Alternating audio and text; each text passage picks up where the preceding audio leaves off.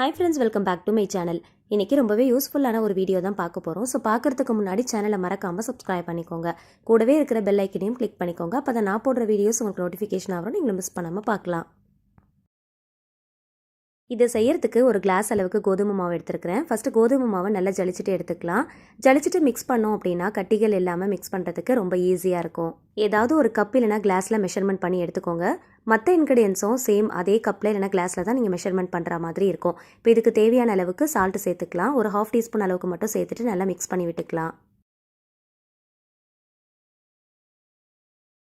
ஒரு கிளாஸ் கோதுமை மாவு எடுத்தீங்க அப்படின்னா 2 கிளாஸ் அளவுக்கு வாட்டர் சேர்க்குற மாதிரி இருக்கும். மொத்தமாக உடனே சேர்த்துறாமல் ஃபஸ்ட்டு ஒரு கிளாஸ் அளவுக்கு சேர்த்து கொஞ்சம் கூட கட்டி இல்லாமல் நல்லா மிக்ஸ் பண்ணி எடுத்துக்கோங்க. விஸ்க் யூஸ் பண்ணி நீங்கள் மிக்ஸ் பண்ணீங்க அப்படின்னா கட்டி இல்லாமல் மிக்ஸ் பண்ணுறதுக்கு ரொம்ப ஈஸியாக இருக்கும். ஃபஸ்ட்டு ஒரு கிளாஸ் அளவுக்கு மட்டும் நல்லா சேர்த்துட்டு நல்லா மிக்ஸ் பண்ணிவிட்டு அதுக்கப்புறமா அகெயின் ஒரு கிளாஸ் அளவுக்கு வாட்டர் சேர்த்து நல்லா மிக்ஸ் பண்ணி எடுத்துக்கலாம்.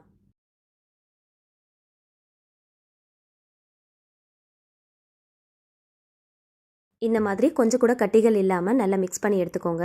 இப்போ இதை செய்யறதுக்கு நல்ல அடிகனமான பாத்திரமாக பார்த்து எடுத்துக்கோங்க. ப்ரெஷர் குக்கராக சூஸ் பண்ணிக்கோங்க. கொஞ்சம் கூட அடிப்பிடிக்காமல் ஒட்டாமல் வரும். இதை மண்சட்டி பாத்திரத்தில் கூட நீங்கள் செய்யலாம், ரொம்ப ஈஸியாக இருக்கும். 2 கிளாஸ் அளவுக்கு வாட்டர் சேர்த்துக்கலாம். கூடவே கொஞ்சமாக நல்லெண்ணெய் சேர்த்துக்கோங்க. நல்லெண்ணெய் சேர்க்க விருப்பம் இல்லை அப்படின்னா நீங்கள் நெய் கூட சேர்த்துக்கலாம். நல்லெண்ணெய் நெய் கண்டிப்பாக சேர்க்கணும் அப்படிங்கிற அவசியம் இல்லை.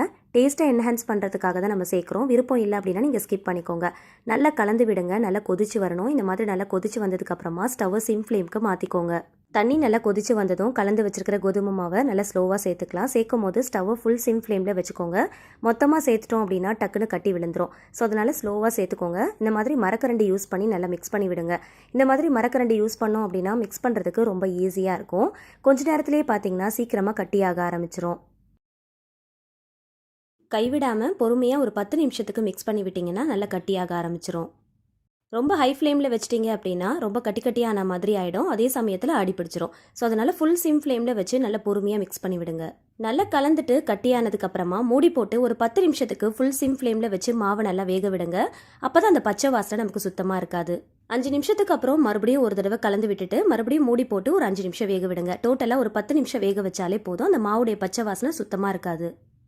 மறுபடியும் இதில் கொஞ்சமாக நல்லெண்ணெய் சேர்த்துருக்கிறேன். உங்களுக்கு விருப்பம் இருந்துச்சுன்னா சேர்த்துக்கோங்க, இல்லைனா ஸ்கிப் பண்ணிடுங்க. சேர்த்துட்டு நல்லா ஒரு தடவை கலந்து விட்டுக்கலாம். நல்லெண்ணெய்க்கு பதிலாக நீங்கள் நெய் கூட சேர்த்துக்கலாம்.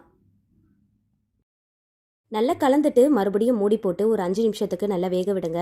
கையில் மாவு ஒட்டாமல் வர அளவுக்கு நல்லா வேக விடணும். கையில் கொஞ்சமாக தண்ணியை தொட்டுட்டு மாவை தொட்டு பார்க்கும்போது கையில் கொஞ்சம் கூட ஒட்டாமல் வரணும். அதுதான் சரியான பதம். ஒட்டுற மாதிரி இருந்துச்சுன்னா மறுபடியும் ஒரு 5 நிமிஷத்துக்கு வேக விடுங்க. மாவு நல்லா வெந்து நல்லா சுருண்டு வந்துருச்சு. இப்போ மறுபடியும் தண்ணியை தொட்டு பார்க்கும்போது கையில் கொஞ்சம் கூட ஒட்டவே இல்லை பாருங்கள். இதுதான் சரியான பதம். ஸ்டவ் ஆஃப் பண்ணிட்டு மூடி போட்டு நல்லா ஆற விட்டுறலாம். மிக்ஸி ஜாரில் 1/4 கிலோ போல் சின்ன வெங்காயம் சேர்த்துருக்கிறேன். உங்களுக்கு எந்த அளவுக்கு குவான்டிட்டி வேணுமோ அந்த அளவுக்கு நீங்கள் சேர்த்துக்கோங்க. இப்போ இதில் 1 டீஸ்பூன் அளவுக்கு சோம்பு, 1 டீஸ்பூன் மிளகு, 1 டீஸ்பூன் ஜீரகம் எல்லாமே ஈக்குவலான ரேஷியோவில் சேர்த்துக்கோங்க. கொஞ்சம் கூட தண்ணி சேர்க்காம நல்லா கொரப்பாக அரைச்சி எடுத்துகிட்டு வந்துடலாம். ரொம்ப நைஸாக அரைச்சிட்டோன்னா நல்லா இருக்காது. ஸோ அதனால் இந்த மாதிரி நல்லா கொரப்பாக அரைச்சி எடுத்துக்கோங்க. தண்ணி சேர்க்காமல் அரைச்சி எடுத்துக்கோங்க. மண்சட்டி யூஸ் பண்ணி செய்கிறப்போ டேஸ்ட் ரொம்ப நல்லாயிருக்கும். மண்சட்டி கடாயில் 2 குழிக்கரண்டி அளவுக்கு நல்லெண்ணெய் சேர்த்துக்கலாம். எண்ணெய் சூடானதும் 1 டீஸ்பூன் கடுகு, 1/2 டீஸ்பூன் வெந்தயம் சேர்த்து நல்லா பொரிய விடலாம். 3 பெரிய வெங்காயத்தை நல்லா தின்னாக சாப் பண்ணி வச்சுருக்கிறேன். அதையே இது கூட சேர்த்துக்கலாம்.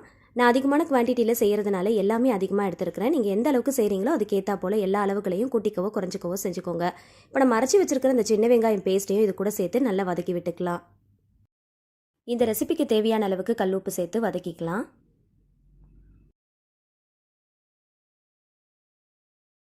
வெங்காயம் நல்லா வதங்கினதும் ஒரு கைப்பிடி பூண்டு சேர்த்து வதக்கிக்கலாம். வெங்காயம் எந்த அளவுக்கு சேர்க்குறீங்களோ அதுக்கு ஈக்குவலான ரேஷியோவில் தக்காளி சேர்த்துக்கலாம். தக்காளியை கொஞ்சம் பெரிய பெரிய பீஸஸாக கட் பண்ணிட்டு சேர்த்து நல்லா வதக்கிக்கலாம். தக்காளி நல்லா மசிய வெந்ததும் கத்திரிக்காய், முருங்கைக்காய், உருளைக்கிழங்கு சேர்த்து நல்லா வதக்கிக்கலாம். எந்த வெஜிடபிள்ஸ் உங்ககிட்ட அவைலபிளாக இருக்கோ அதை நீங்கள் சேர்த்துக்கோங்க. கத்திரிக்காய், முருங்கைக்காய், உருளைக்கிழங்கு சேர்த்து பண்ணும்போது நல்லா டேஸ்ட்டாக இருக்கும். காயோடைய பச்சை வாசனை போகிற அளவுக்கு நல்லா வதக்கிட்டு 1/4 ஸ்பூன் அளவுக்கு மஞ்சள் தூள் சேர்த்துக்கலாம். பெரிய கரண்டியில் 3 கரண்டி அளவுக்கு குழம்பு மிளகாய் தூள் ஆட் பண்ணியிருக்கிறேன்.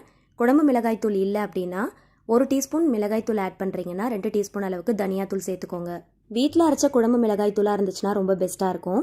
எல்லா பொருட்களையும் நம்ம சேர்த்து வறுத்து அரைச்சி செஞ்சுருப்போம் இல்லையா, அதனால் நல்ல ஒரு திக்னஸும் நல்ல ஒரு டேஸ்ட்டும் கிடைக்கும். இது கூட காரத்துக்காகவும் கலருக்காகவும் ஒரு 1/2 டீஸ்பூன் அளவுக்கு காஷ்மீரி மிளகாய் தூள் சேர்த்துருக்கிறேன். உங்ககிட்ட இதெல்லாம் இல்லை அப்படின்னா தனித்தனியாக பார்த்து சேர்த்துக்கோங்க. மசாலா பொருட்கள் எல்லாமே சேர்த்ததும் காயோடு சேர்த்து நல்லா வதக்கிக்கோங்க. எண்ணெய் நல்லா பிரிஞ்சு வர அளவுக்கு வதக்கிட்டு ஒரு சின்ன லெமன் சைஸில் புளி கரைசல் எடுத்து வச்சுருக்கிறேன். அதையும் இது கூட சேர்த்துக்கலாம். இப்போ இதுக்கு தேவையான அளவுக்கு தண்ணி சேர்த்து குழம்புடைய கன்சிஸ்டன்சியை அட்ஜஸ்ட் பண்ணிக்கோங்க. புளிப்பு, காரம், உப்பு இதெல்லாமே கரெக்டாக இருக்கான்னு செக் பண்ணி பார்த்துக்கோங்க. அதுக்கேற்றா போல் பார்த்து தண்ணியை சேர்த்துக்கோங்க. ரொம்ப அதிகமாக புளிக்கரைசலோ தண்ணியோ சேர்த்துற வேண்டாம். குழம்பு வந்து நல்லா திக்காக இருந்தால் தான் நல்லாயிருக்கும். எல்லாத்தையும் நல்லா கலந்துட்டு மூடி போட்டு ஒரு 15 நிமிஷத்துக்கு மீடியம் ஃப்ளேமில் வச்சு நல்லா கொதிக்க விடுங்க. நம்ம இதில் சேர்த்துருந்த வெஜிடபிள்ஸ் எல்லாமே 80% குக் ஆகிற அளவுக்கு வேக வச்சு எடுத்துக்கோங்க. இப்போ இந்த டைமில் கருவாடு சேர்க்க போகிறோம். எந்த கருவாடு வேணுனாலும் இங்கே சேர்த்துக்கலாம். நான் வஞ்சர கருவாடு சேர்க்க போகிறேன். நல்லா சுடுதண்ணியில் கொஞ்சம் நேரம் ஊற வச்சுட்டு நல்லா சுத்தமாக வாஷ் பண்ணிட்டு ஒரே ஒரு கருவாடு துண்டை இது கூட சேர்த்துருக்கிறேன். பெரிய துண்டாக இருக்கிறதுனால ஒன்றே ஒன்று தான் நான் சேர்த்துருக்கிறேன். இந்த குழம்பு ரெசிபிக்கு எந்த கருவாடு வேணுனாலும் இங்கே யூஸ் பண்ணிக்கலாம். எதில் செஞ்சாலுமே டேஸ்ட் ரொம்ப நல்லாயிருக்கும். மூடி போட்டு மறுபடியும் ஒரு மீடியம் ஃப்ளேமில் 10 நிமிஷத்துக்கு நல்லா கொதிக்க விடுங்க. கரெக்டாக ஒரு 10 நிமிஷம் கொதிக்க வச்சா போதும். அதிக நேரம் கொதிக்க விட்டுட்டோன்னா நம்ம சேர்த்துருக்கிற காய்கறிகள் மசிஞ்சு போன மாதிரி ஆகிடும். சேர்த்துருக்கிற கருவாடும் கரைஞ்சி போயிடும். குழம்பு நல்லா கொதிச்சு நல்லா திக்கானதும் ஸ்டவ் ஆஃப் பண்ணிவிட்டு ஒரு கைப்பிடி கருவேப்பிலை இலைகள் சேர்த்துக்கலாம். மண்சட்டி யூஸ் பண்ணி நம்ம எப்போ எந்த ரெசிபி செஞ்சாலும் ஸ்டவ் ஆஃப் பண்ணதுக்கப்புறமாவும் அந்த குழம்பு கொதிச்சுட்டு தான் இருக்கும். ஸோ அதனால் கரெக்டான பக்குவத்துக்கு நமக்கு வந்துடும். மூடி போட்டு வச்சுட்டு கொஞ்சம் நேரம் கழித்து ஓப்பன் பண்ணி பாருங்கள்.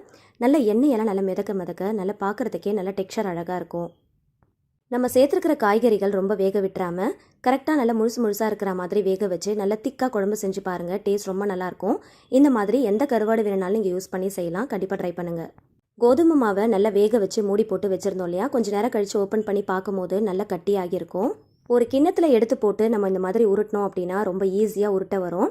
கொஞ்சமாக அந்த கிண்ணத்தை வந்து தண்ணி ஊற்றி நினச்சிக்கோங்க. அதுக்கப்புறமா இந்த மாதிரி எடுத்து போட்டு உருட்டினீங்க அப்படின்னா ரொம்ப ஈஸியாக உருட்டுறதுக்கு வரும். கோதுமை மாவு வச்சு இந்த மாதிரி ஈஸியான மெத்தடில் களி கிண்டி அதுக்கு இந்த மாதிரி நல்ல டேஸ்டியான ஒரு கருவாட்டு குழம்போடு சேர்த்து சர்வ் பண்ணி பாருங்கள். டேஸ்ட் ரொம்ப நல்லாயிருக்கும். எப்பயுமே களி கிண்டுறோம் அப்படின்னா அதுக்கு பெஸ்ட்டான காம்போ கருவாட்டு குழம்பு தான். எப்பயுமே சப்பாத்தி பூரின்னு மட்டும் செய்யாமல் கோதுமை மாவு யூஸ் பண்ணி ஹெல்த்தியாக இந்த மாதிரி களி கிண்டி அதுக்கு பெஸ்ட்டான காம்போவான இந்த கருவாட்டு குழம்போடு சேர்த்து சர்வ் பண்ணி பாருங்கள். டேஸ்ட் ரொம்ப சூப்பராக இருக்கும். இப்போ இருக்கிற லைஃப் ஸ்டைலுக்கு ஏற்ற மாதிரி குழந்தைங்களுக்கு வெறும் பீட்சா பர்கர்னு மட்டுமே கொடுக்காம அப்பப்போ இந்த மாதிரி ஹெல்த்தியாகவும் செஞ்சு கொடுக்கலாம். கண்டிப்பாக ட்ரை பண்ணி பாருங்கள். களி கிண்டுறதுக்கு இந்த மெத்தட் ரொம்ப ஈஸியாக இருக்கும். பிகினர்ஸ் பேச்சுலர்ஸ்க்கு இந்த ரெசிபி கண்டிப்பாக ரொம்பவே யூஸ்ஃபுல்லாக இருக்கும். மறக்காமல் ட்ரை பண்ணுங்கள். நம்ம தாத்தா பாட்டியுடைய ஆரோக்கியத்தினுடைய ரகசியமும் இதுதான். அந்த காலத்துடைய ஃபுட் ரொட்டீனில் பார்த்தீங்கன்னா கண்டிப்பாக இந்த களி இல்லாமல் இருக்கவே இருக்காது.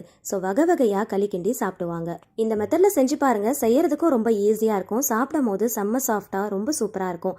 கண்டிப்பாக குழந்தைங்களுக்கு இந்த மெத்தடில் ட்ரை பண்ணி பாருங்கள். ஸோ இப்போ இருக்கிற பிஸியான லைஃப் ஸ்டைலில் நம்முடைய ஃபுட் ரொட்டீனில் நம்மளும் இதை ஆட் பண்ணிக்கலாம். வீடியோ பிடிச்சா மறக்காம லைக் பண்ணுங்க. ஃபேமிலி அண்ட் ஃப்ரெண்ட்ஸ் கூட ஷேர் பண்ணிக்கோங்க. ட்ரை பண்ணி பார்த்துட்டு மறக்காம ஃபீட்பேக் ஷேர் பண்ணுங்க. இந்த மாதிரி ஈஸி அண்ட் டேஸ்டியான ரெசிபிஸ்க்கு என்னோட சேனலை மறக்காம சப்ஸ்கிரைப் பண்ணிட்டு தொடர்ந்து சப்போர்ட் பண்ணுங்க. Thank you so much. கீப் வாட்சிங்.